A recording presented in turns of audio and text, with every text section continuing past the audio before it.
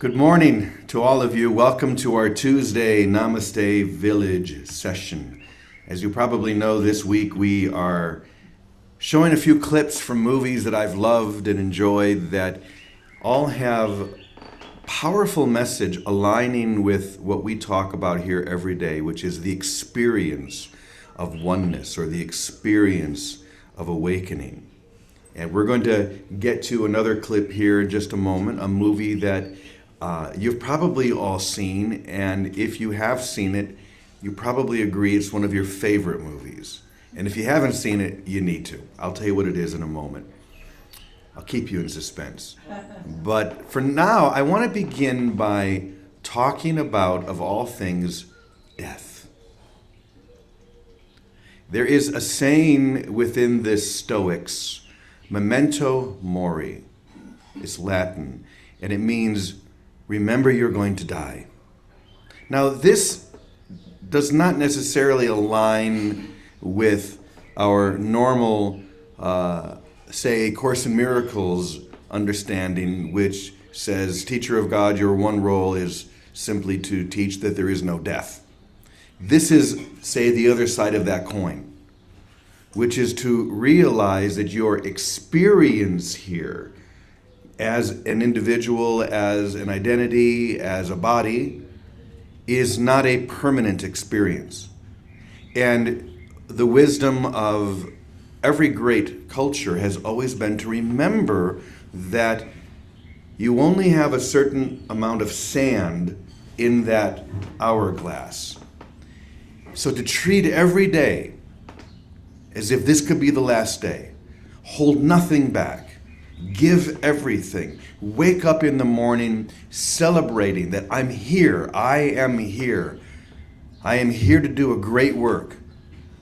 As opposed to just being ignorant to that and just rolling through time until suddenly it comes upon you. That moment of transition comes upon you. And I really like that philosophy, Memento Mori, of keeping it in front of you, understanding that there is going to come a point in which this part of my experience shifts and changes, and I'm no longer here in the way that I am here.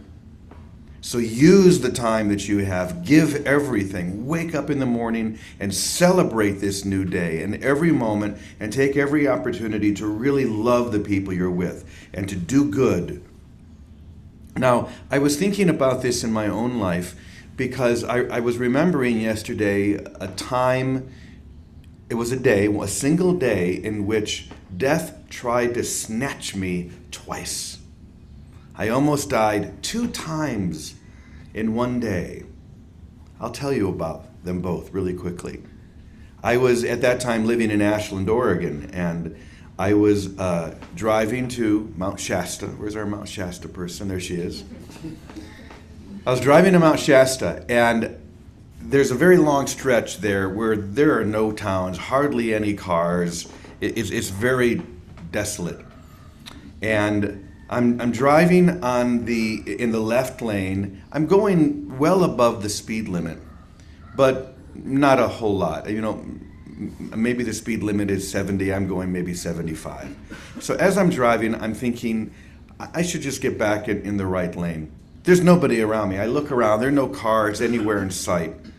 So as I begin to slowly just go back into the right lane, suddenly, right before I do, a car comes out of nowhere. It must have been going well over 100 miles an hour. I had not seen it because it was not there. It came upon so fast. But right before that car got to me, a gust of wind came and pushed me back into the left lane. And as it did, this guy on the right, which you're never supposed to do, zips past me, probably doing 110 miles an hour. That gust of wind, the angel's breath, whatever it may be, somehow I was saved, pushed back.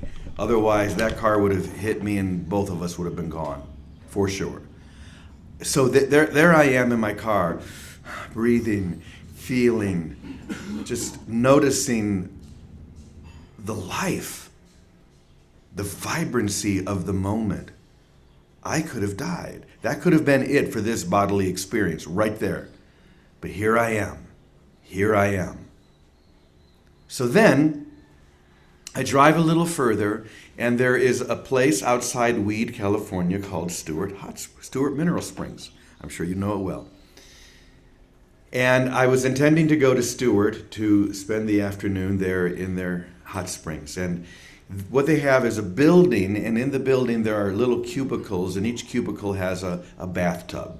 So you have a private little tub where you can soak in the mineral water. And then if you want, you can go outside with your towel wrapped around you, and you go down these stairs to this creek, and you can do a cold water plunge into the creek.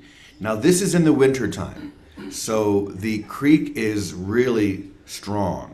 At the current of this creek, it is really going. And it's very cold, as you can imagine. And there is a point at which this creek narrows and then goes down. It comes to a narrow point, which is another reason why it's rushing so strong. And then it drops about 5 or 6 feet into a very, very rocky, craggy area. You don't want to ever be pulled down there. Usually it's not a problem because the water is not that strong.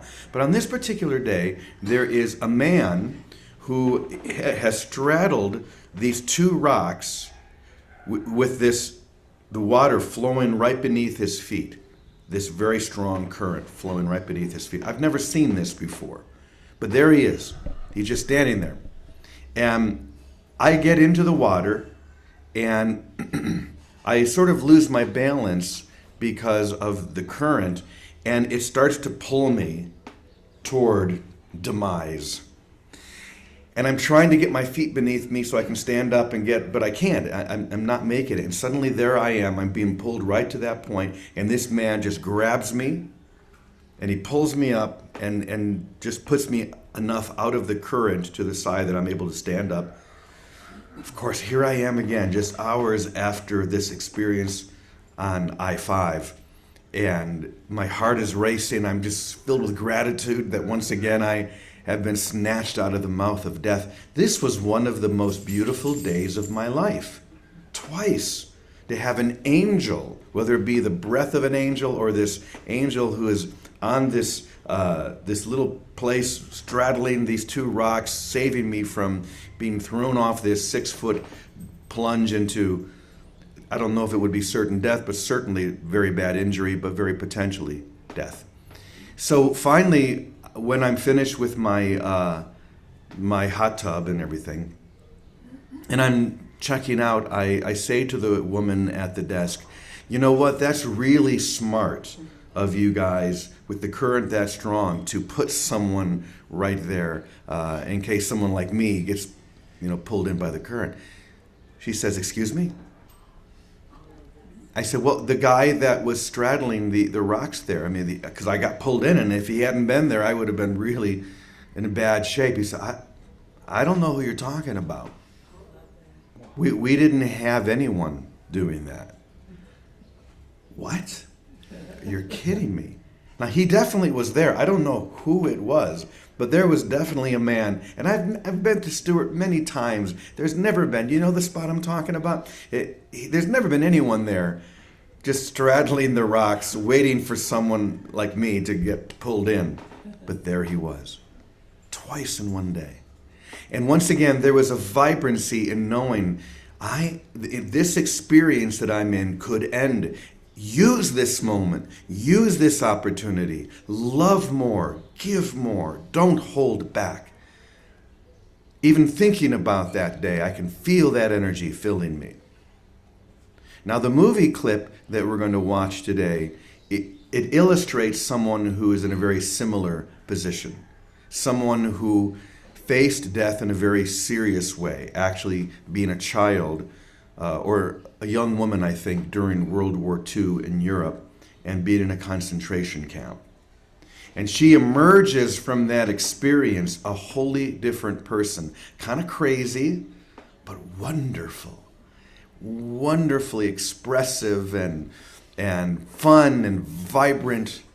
Anybody have an idea of who this might be or what movie it might be? Okay, the movie is Harold and Maude. Harold and Maude. So here is Maude, a very old woman who makes friends with this very young man. And this young man who has been contained and his mother won't let him live his life to the point that he has to fake his death over and over and over again just to get attention. And here's this older woman who's well old enough to be his grandmother, who is fully alive, and yet she has faced real death. And I want to show a scene, and this is one of my favorite scenes because it just shows the attitude that I'm describing. Now, in this scene, there is another actor that you'll recognize who at this time was not known at all, and that's Tom Skerritt. Now, I know Tom Skerritt. He once butt dialed me. That was very exciting to get butt dialed by Tom Skerritt. I called him back. I said, Tom, hi, it's James Twyman. Did you call? He said, no. I said, well, you did. He said, oh, I must have butt dialed you. I said, I was just butt dialed by Tom Skerritt. Wow. So Tom was one of the stars in the movie I wrote and produced, Redwood Highway. So that's how I know Tom. And one day, because I'm the producer, the director really doesn't want the producer around because all I'm going to do is cause trouble. So I would just hang out with Tom when we weren't shooting. We would go out for a beer or something. And so one day we're out having a beer, and he said something about Hal Ashby, who is the director of Harold and Maude. I said, oh, I love Hal Ashby. My favorite movie he did was Harold and Maude. He said, well, you know, I'm in that movie. I said, oh my gosh, that's right. You're the motorcycle cop. I totally forgot. You're the motorcycle cop. Well, to finish that part of the story, the conversation went on, and there were like 2 or 3 other movies that were mentioned. Like somehow Stephen King came up. I said, well, you know, my favorite movie that was adapted from a Stephen King novel was The Dead Zone. And Tom would say, well, you know, I'm in that movie. It's like, are you in every movie? It's like, so anyway, so Tom is in this scene, and I think it's just a really delightful scene to show us Memento Mori. Memento Mori, as the Stoics would say. So here we go.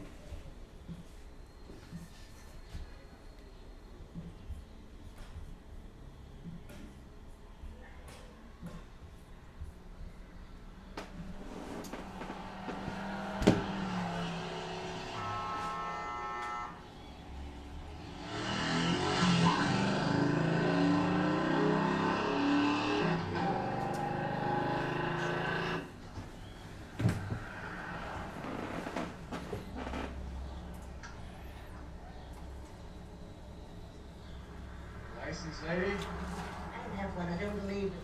How long you been driving, lady? Up to 45 minutes, wouldn't you say, Harold? We were hoping to start sooner, but you see, it's rather hard to find a truck. Is your truck? Oh no, I just took it. Yes, I have to pump. Well, it's not mine really, but we would like to get it into soil as soon as possible. Yeah, let me get this straight, lady. All right then, we'll be off. Nice chatting.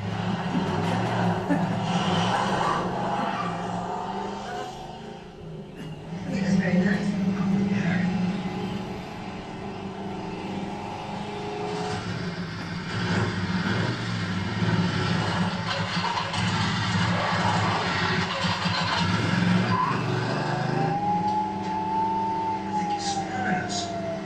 Is he?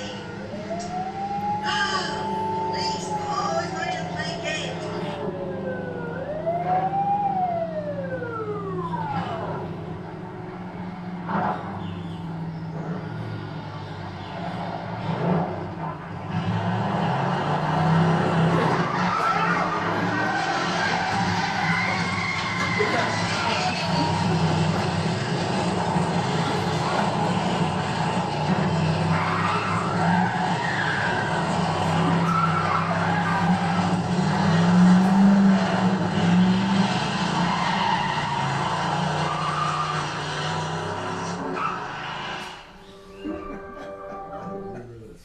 Okay.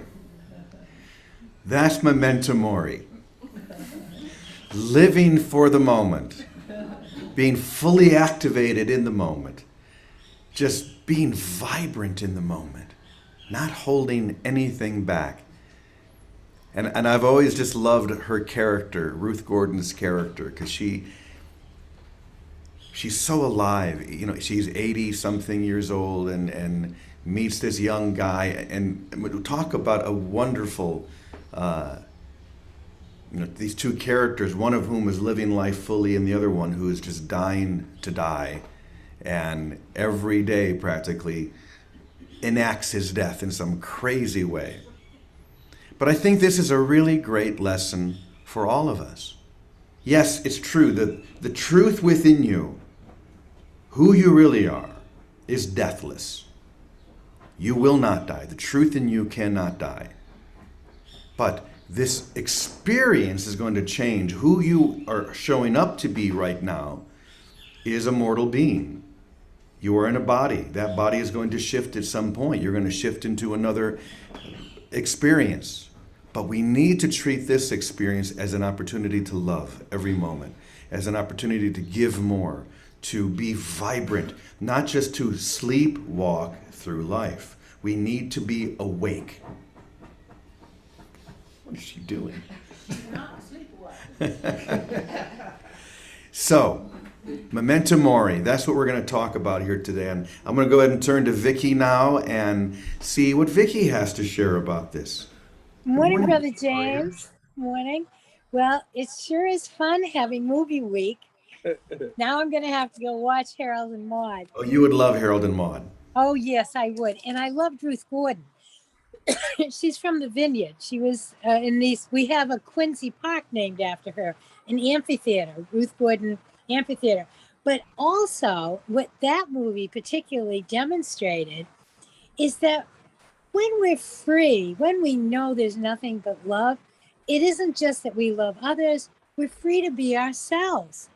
She was impeccably herself, hysterical and not threatened by anything else. It's such a good experience of authenticity. Her as a person, as well as in this character she played. But I think all of us, when we feel secure in the love that we are, we're free to be ourselves because we've loved ourselves the way we've loved and given to others. We love and appreciate ourselves with abandon because there's no more, as much anyway, threat of externals, but it's more the joy of expression and giving of and through ourselves as well as to others. But living fully, got to be authentic. And only love brings us there. Love that is, and today's lesson, as a matter of fact, is love is the way I walk in gratitude.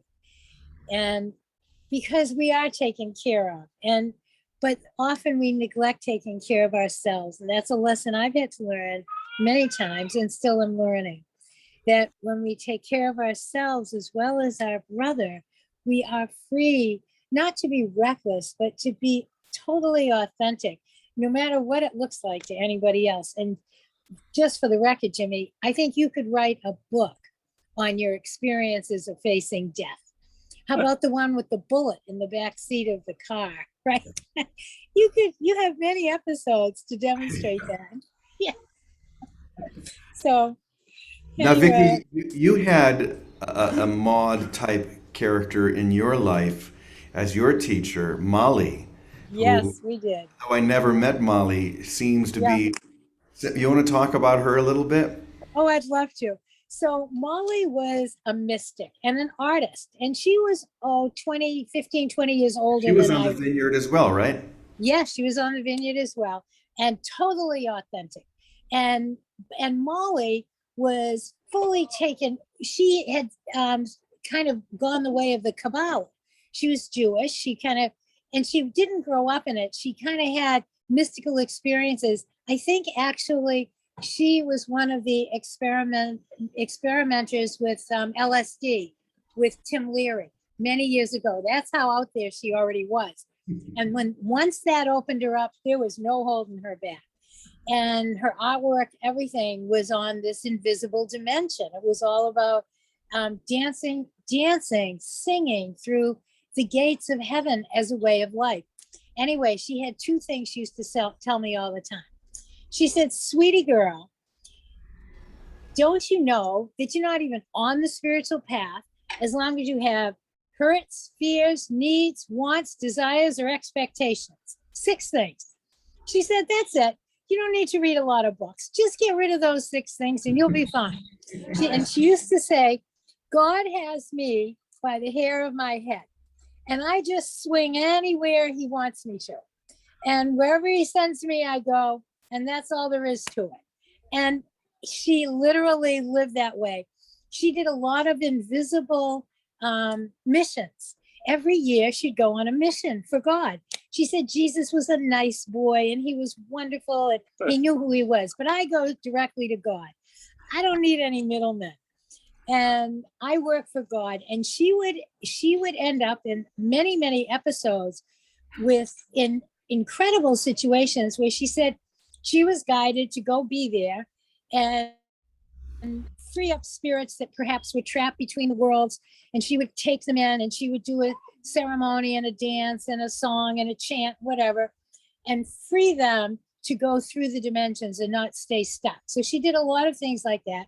She's the one that showed up one day at St. Caterina's monastery in the Middle East, where there were no women ever. They let her in. She said, "God sent me." They said, "Okay." They let her in. She stayed for months and she was their beloved guest.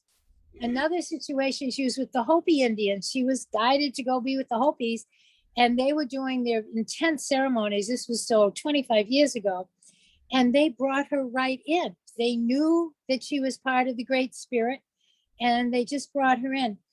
You know, such a great example. We don't need outside resources to navigate time and space or to get things done. If we really, she had her hand like that all the time. God's got me. Wherever he sends me, I go. And wherever he sends us, everything is provided. The door is open, the meals are given, the shelter is there. So every year, and there are many, many more stories, but no fears, hurts, wants, need, desires, or expectations. You can see that it's imprinted in my mind and in my heart. And when I bump up against one of those, that's when I take to my bed. Whoops, quick. But, and thy will be done. That's it, Molly. So Vicky, Thank because you. you're on your phone, I'm going to type this in. So it's no fears. What was the next one? Hurts, no Hurt fears, hurts, wants, needs, desires, or expectations. or expectation. Okay, I'm putting that in the chat right now, so you all have that. I That's love it. that. Just Don't let you? go of all of that, and you don't need anything else. No, that's it, sweetie And girl, you're I should free. say. We're gonna start calling you Sweetie Girl. And she drove a moped. That's what she drove on the vineyard. She drove a moped all around town. Wow. Yeah, but Well, Molly, the 3 of us, my sisters and I, she stayed with us. She got an assignment on a plane coming home from India. And they said the assignment was 3 is to 1 is 1 is to 3. You have a 15-year assignment. And she had no idea what it was because she was as quick wanting to leave the body. She had no interest in staying in time or space. But she said, okay, I met her the next month. She knew that I was her assignment, and my sisters, the 3 sisters, she said her job was to help the 3 sisters end ego between them. And she stayed 15 years to the month from the day I met her. When I opened Blazing Salads, the Boston store, I was on my hands and knees trying to figure out how to get it done. She was coming home from another trip. This was the following year. And they told her she had a 40-day assignment, and she thought she was going on retreat. She shows up and she sees me laying cement and brick and stuff on the ground. She said, "What are you doing?" I said, "Well, the contractor left and I had prepaid him." And she laughed and she said, okay, rolled up her sleeves. And for 40 days and 40 nights, she stayed with me and built to Boston blazing salads, literally with me. She knew far more than I did. She would just say, tell me go sweet. And she would have hammers and nails, and we would grab kids off the street and, you know, whoever was there. And we built that store in 40 days. Molly built that store and held my hand and showed me what it's like to let God take you this way and that way and provide everything. And she did. Thank you, Jimmy. Thank you, Vicky, as always. So, Teddy, I would love to hear your perspective on this Memento Mori. Uh, I would just love to hear what you have to share about that. Yeah, I was thinking as you were talking, there's two things. I don't think what they were saying negates the fact that there is no death. I just think that they were trying to say, like, live each day as if it's the only day. And, you know, the idea behind, I don't know if I know how to say this the right way. When you have an experience of who you are, you see that, you know, you need do nothing to be what you already have always been.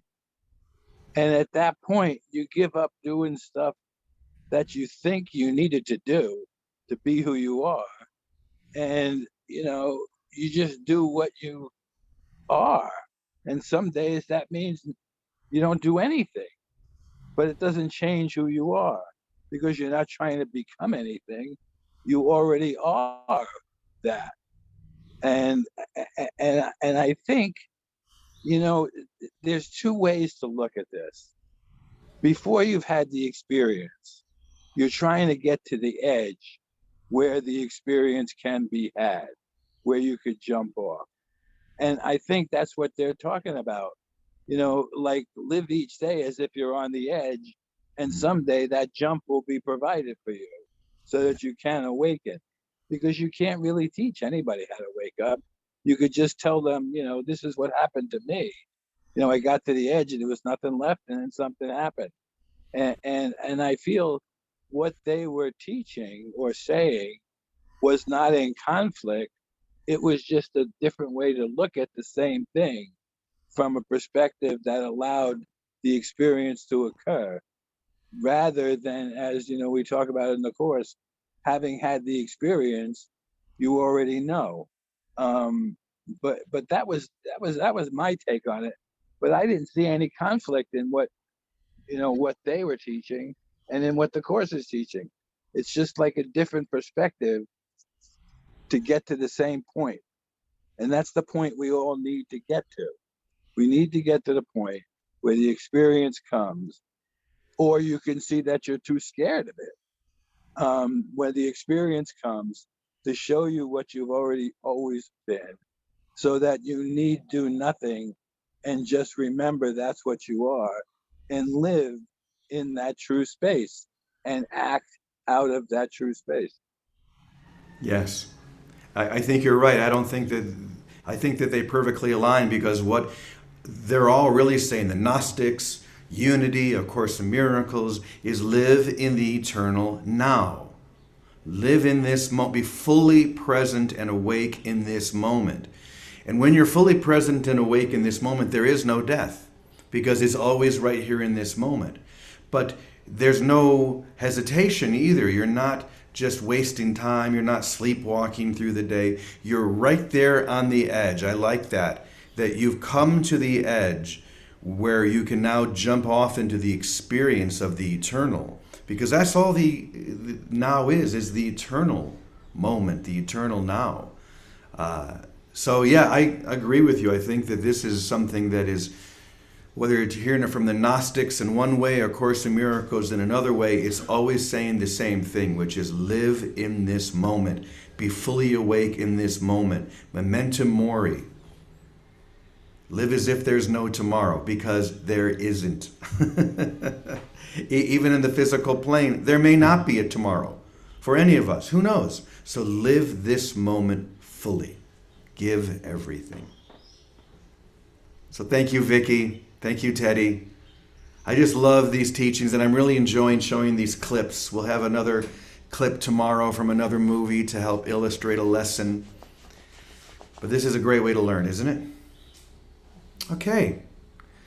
We're going to go ahead and thank those who are watching us on YouTube. Have a beautiful day.